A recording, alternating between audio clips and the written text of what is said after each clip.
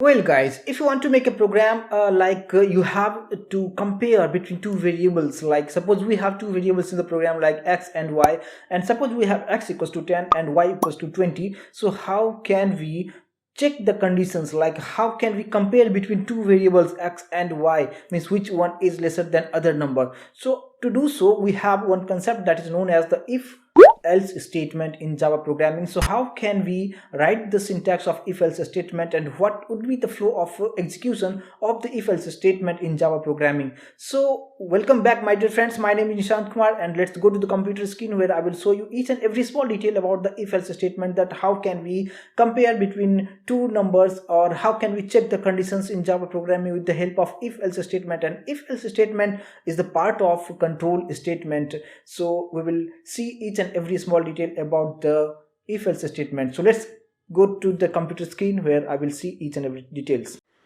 Now I have come to my computer screen, and here, and as you can see that I am using the Eclipse IDE for the Java coding. And in the video session I am going to show you that how can we use the concept of if else statement in Java programming.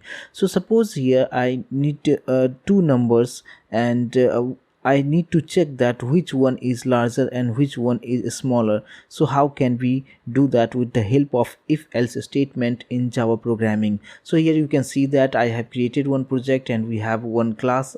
Class name is test, and this is the main method. So here I am going to declare two variables, like suppose x and y. You can have any name to your variable, and here x equals to 10, I have given x equals to 10 and y equals to 20. So now I need to check that which one is greater and which one is lesser. So to do so we have one concept that is known as the if else statement. So here if we have to use the one keyword, that is if, and inside the bracket we have to write the condition like x is less than y. So if this condition will true, then whatever the message I will write inside this curly braces, that message will be going to print on the output screen. So here I am going to print like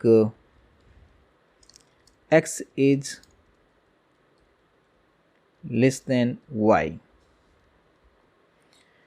and then we have to use the else part, but you have to focus on that. If you are using if, then here inside the bracket you have to write the conditions, but you are using the else part, then you do not need to write anything over here. You just need to write the statement.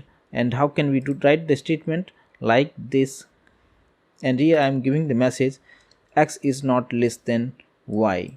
So if this condition is true, then we will get this message x is less than y, but this condition will be not correct, then we will get this message x is not less than y.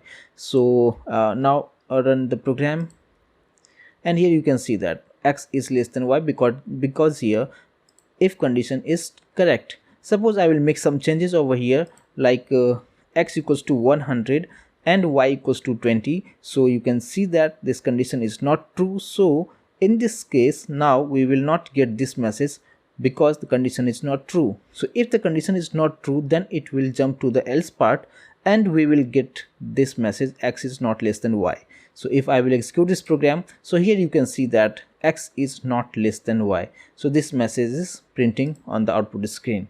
So this is the way that how can we check the conditions with the if else statement.